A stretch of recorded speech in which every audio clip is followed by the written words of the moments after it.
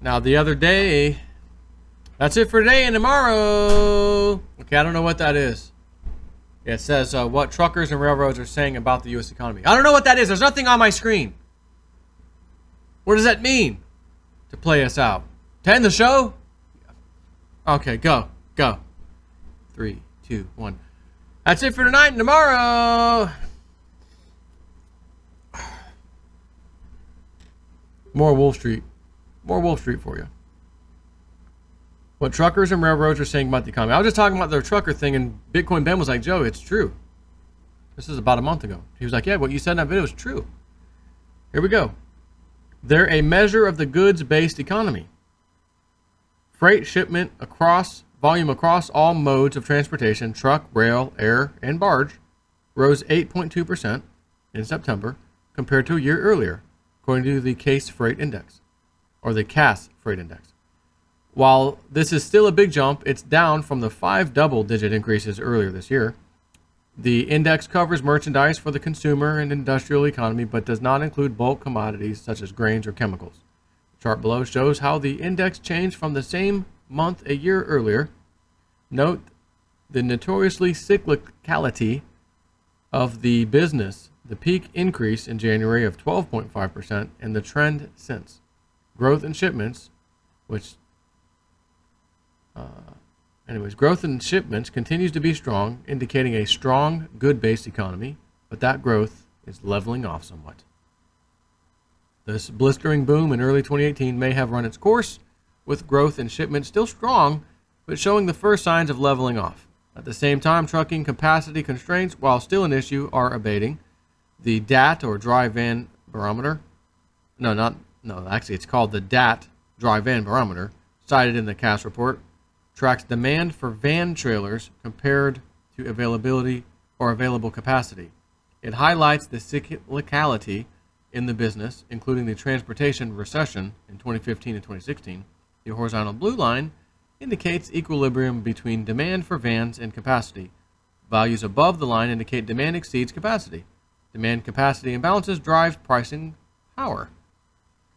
Demand from the industrial sector shows up in demand for flatbed trailers that haul equipment and supplies for manufacturing, oil and gas drilling, construction, etc. As demand for flatbed trailers surged late last year, capacity suddenly tightened in January, in part due to the required use of electronic logging devices, and the DAT Flatbed Monthly Barometer, cited by CAS, spiked historic highs. But the demand capacity imbalances are now abating. In terms of rail, the Association of American Railroads reported that U.S. railroads originated only 2.6% more carloads in September than a year earlier, but intermodal traffic, containers and piggyback trailers, rose 6.2%. Only portions of the price increases are related to fuel costs. The average price of diesel at the pump, according to EIA data, at $3.39 a gallon, is up 22% from a year ago, and truckers are clearly able to pass on these higher fuel prices. That factors other than fuel prices are involved in rate increases, as highlighted by the CAS Truckload Line Haul Index, which tracks per mile full truckload pricing and does not include fuel or fuel surcharges. It rose 9.8% in September, backing off the biggest year-over-year increase in the data going back to 2005. I wonder just how much things like Tesla's semi-truck can affect all this. Gas prices up, gas prices down. Kick them when they're up, kick them when they're down. Kick them in the... We want dirty laundry. Kick them when they're up, kick them when they're down. See, because this nonsense. My dad was here yesterday. Again, I'm doing a video on Friday. Thursday night, my dad's here. Just stopped by for the hell of it. We're chatting a little bit, talking about the car. He says, you know, these gas prices, they're up. This thing, oh, Saudi Arabia is down and back up again. It doesn't affect me. He says, I love this freaking car. I love this car. I'm driving all over the place. He said, the lady, I was talking to the lady, there's like a little food mart / gas station. He stops in there, little snacks and stuff. Talks to the lady. He says, you know, they asked me, you know, what kind of gas, you know, what kind of bills? He says, look, I drove all month long. I put 1,000 miles on this car in that month. He said, I put 1,000 miles on it, a little over 1,000, something like that. 27 or 28 bucks. To go 1,000 miles, 27-ish, 28 bucks. Now, granted, he can only go approximately 80, 85 miles on a charge. Like, you'd be cutting, I mean, you'd be down to zero. But again, you're not doing that. You're driving around town, local, grocery store, go visit the kids, grandkids, that kind of thing, right? Me, my sister, our kids. And he comes home, plugs it in. He doesn't even use the powerful charger because he doesn't even have anywhere to plug that in, actually. You know, the 240 volt, which I still got sitting in my garage. He's like, I just use the regular one. I plug it in, yeah. I'm home for the day. I let it charge, but by the time I wake up in the morning, it's definitely done. He's like, and I know you told me to charge it every day. He's like, but I'm only going a few miles sometimes. So I don't even charge it every single day. All right, well, keep that in mind that the one day you don't charge it and you really need to go far or something, you're going to find that you probably should have plugged it in. But that's not my dad. He doesn't go very far, so it's all good. So I do look forward, because he goes, you know, he's like, what's the oil cartel going to do? What are they going to do when electric everything? He's like, everybody's coming out with electric cars now. You got Chevrolet, you've got the Porsche now coming out, Jaguar, everybody's coming out. Electric vehicles left and right. I said, I know, and I look forward to that day where we have our energy bills at our house and we just plug in our cars and we are not affected even kind of by these effing oil cartels out there. And when you say, oh, damn OPEC, no. That's not the oil cartel. The price of a barrel of oil, which then affects the gas pump price, is set on Wall Street, basically. The commodities division, if you will, known as the CME, the Chicago Mercantile Exchange. Commodities. Oil is traded, pieces of paper representing, you know, oil barrels are traded every day. And if someone's shorting the hell, massive money is shorting, in other words, a government is shorting the market, price will go down. If they're not, they're long, market goes up. So the oil cartel, which has a ton of money through their banks and buddies and all that, can easily move the price of oil anytime they want. And if they run out of futures contracts, paper contracts, they just make more. And then they buy or sell or do whatever they want to do with them. That's as simple as that. And they claim, well, we've got the oil reserves to match these paper contracts, which in my opinion, they don't ever have any backing to the amount of paper that they print, so to speak, in any commodity, gold, silver, commodities, wheat, corn, all of it. My opinion, of course, but I'm pretty sure my opinion's right. So, I mean, while this isn't terrible news because the data still looks like there's still a little bit of, you know, demand here, and it's definitely leveling off. And again, with the whole house price, you know, builders falling through a roof, house builders, home builders, that's going to, I mean, there's trucking involved in that, you know, supplies and stuff, wood, beams, you know what I mean? And that's not looking real good. He says, in September, it became clearer that the exponential increases earlier this year could not last, but demand still remains strong and capacity remains tight, just slightly less so than before. Over the summer and earlier this year, trucking companies have ordered record numbers of Class 8 trucks. In September, the order numbers, I should say, while still strong, fell sharply off these records. This is why the trucking business is so cyclical, and you can see it coming. Read, signs that the trucking boom has peaked. Another article he has. So yeah, you know, again, Bitcoin Ben, he's all up in that trucking and stuff. He knows. He's like, yeah, Joe, what you said the other day, he's like, that was spot on. That article's right. And I don't even remember which one it was. It was probably a month ago, I think, specifically. I mean, anyways, but I definitely look forward to the days, all electric vehicles, and you're going to find, like now, even Tesla with their powerful charging stations can take 20 to 30 minutes, and that'll get you up to 80% power back in your battery, which is pretty damn good when, you know, you think some of these vehicles are going 250, 300 plus miles on a charge. To get 80% of your, you know, mileage drivability back in 20 or 30 minutes, that's not bad. But certainly you could go to a gas station and in about 5 minutes, maybe less, you might argue, you could fill up your whole tank of your car, truck, and be out of there. Full, not 80%, but full. I get it. But with battery technology changing, I guarantee you it won't be long that you're going to be able to pull in and maybe spend 10 minutes.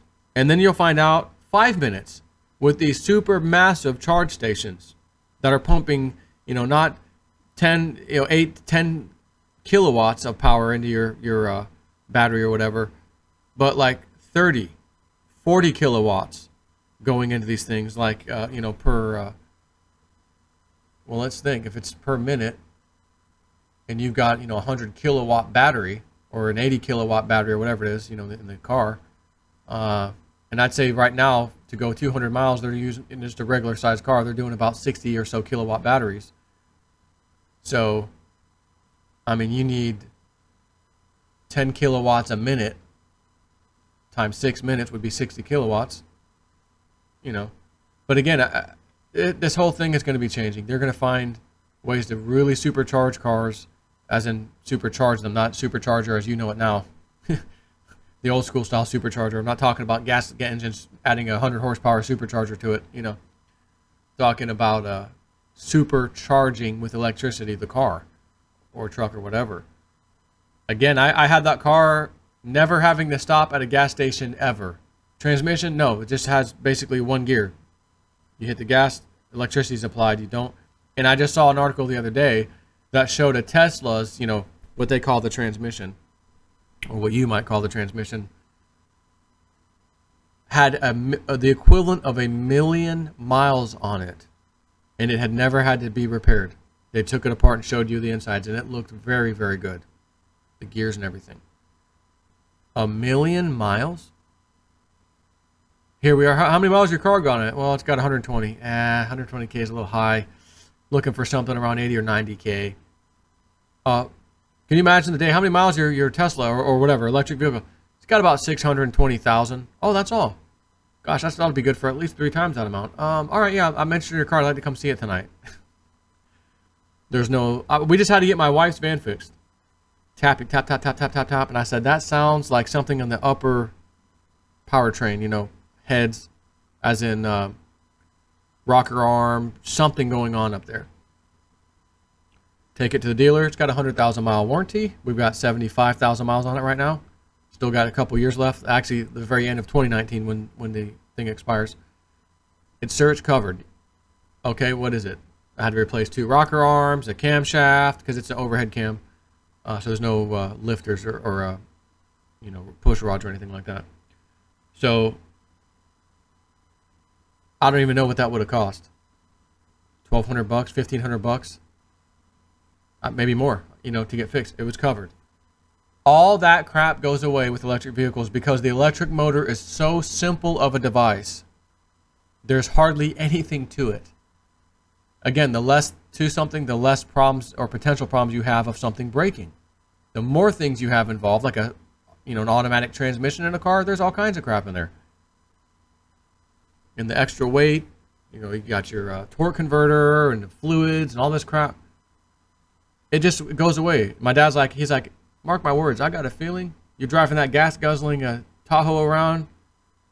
Because I know gas prices don't affect you, monetarily, but I still mark my words. I feel you're going to get another one of these cars, and then you'll drive that when you need to drive it, and then you'll drive this all over the place. I said, well, Dad, here's another thing though you're not thinking of. The day's going to come when I do quit my day job. I won't have a reason to be driving anywhere during the week, back and forth anywhere. I'll be here, my house, and then when we go out, let's go to dinner, get groceries, whatever, that kind of a thing. Therefore, the gas, I would probably be using a lot less gas. But he makes a valid point. Electric vehicles, I've already said it. I was blown away by this thing when I first got it. It's got plenty of torque, even though literally a 100 horsepower motor with probably twice as much torque. Little Nissan Leaf. But these things brand new, $30-something thousand. I got mine that was 2 years old with 14,000 miles on it for $10K. So I said, if I decide to do this again, like my dad's saying he thinks I'll end up doing, he's like, if I know you'll probably do this, just to say, I'm not being taken advantage of the damn gas companies, and the fact that saving money is still saving money. And I'm like, yeah, maybe, I don't know. Maybe if cryptos go on a tear here in the near future, part of paying some stuff off, you know what? Now I will say, I asked my rods again. I asked them the other day, we painted the house off, within 6 months? They were like, yes. Now, I asked them this morning. And I asked yesterday, too, I think, with my wife. And they were like not even wanting to talk, so to speak. They were just like, no. No, yes, no, no, no, nothing. All right, leave some in the corner. They need a little rest. Brought them out this morning. And they were working. My wife asked them questions. They worked, too. We both got, this time, are we paying the house off in the next 6 months or so? And they said no. Are we paying at least the second mortgage off? That was part of the deal at the time, how we set it up. Yes. Both of us got a yes. So at least the second mortgage will be paid off, according to the Rods. But I'm thinking, but I asked the other day, I could have swore 6 months, or maybe I said a year or 6 months. I thought I said 6 months. And it said yes.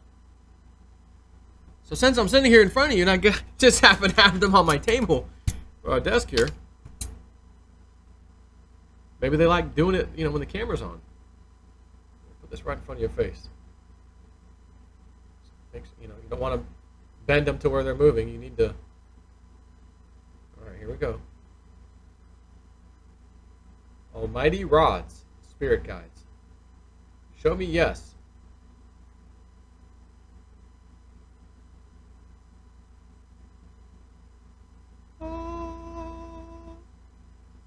Okay. Are we going, my wife and I, are we going to pay our house off completely within the next 6 months?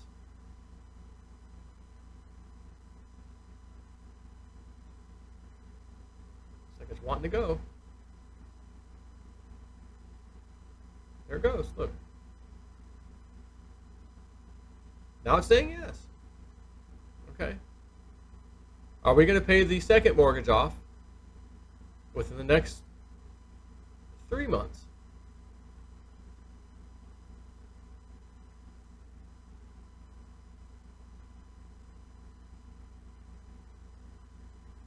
They're like an inch away. Is that a yes?